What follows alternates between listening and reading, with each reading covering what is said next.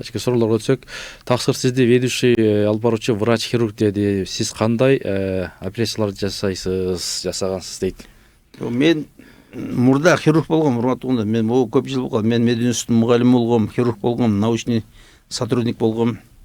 Көп изобретение жасагам. Мен пластический хирургия, челюстно-лицевой хирургия, общий хирургия, травматология ошолор боюнча 20 изобретение жасагам. Патенттерим бар, 20 патент, СССРдин патенттери.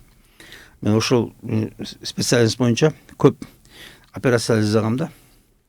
Анан кийин мунугу дин эркиндик келгенде, о динде карасам эч ким жок кыргыз. Чоң ичте бизде кыргыз жок.